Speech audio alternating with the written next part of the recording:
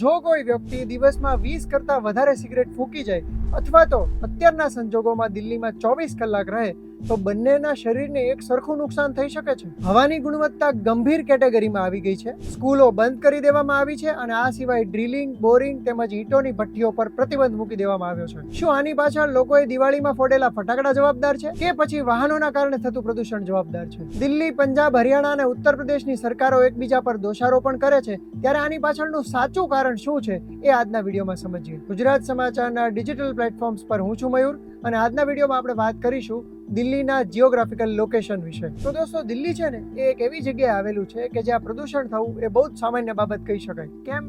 તો દિલ્હીની એક તરફ પૂર્વમાં આવેલો છે હિમાલય અને બીજી તરફ છે અરવલ્લીની પર્વતમાળા. હવે જ્યારે ચોમાસું પૂરું થાય ત્યારે ઉત્તર પશ્ચિમથી આવતા પવનો હરિયાણા અને પંજાબમાં પરાળી બાળવાના કારણે થતા પ્રદૂષકોને લઈને એટલે કે ધુમાડાની સાથે દિલ્હીના વિસ્તારમાં સેટલ થાય છે. હવે જો ઉનાળો હોય તો હવા ગરમ હોય અને એના કારણે હવા ઉપર ઉઠે છે અને આ પ્રદૂષકોને પણ ઉપર લઈ જાય છે.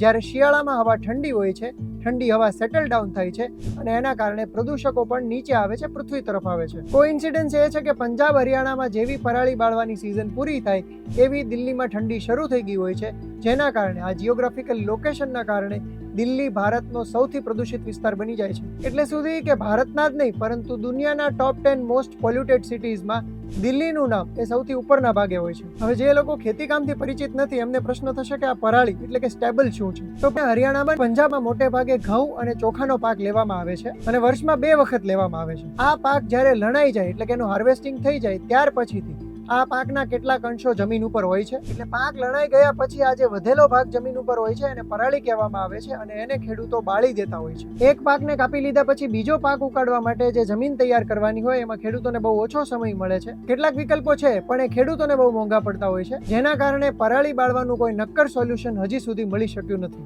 કેટલાક અંદાજ પ્રમાણે દર વર્ષે પંજાબમાં 1 કરોડ ટન જેટલી પરાળી બાળવામાં આવે છે અને એના કારણે દિલ્હીમાં પણ મોટા પાયે પ્રદૂષણ થાય છે. તો મિત્રો, આશા રાખું છું કે આ વિડીયો જોઈને દિલ્હીમાં પોલ્યુશનની જે સમસ્યા છે એની પાછળનું કારણ તમને સમજાઈ ગયું હશે.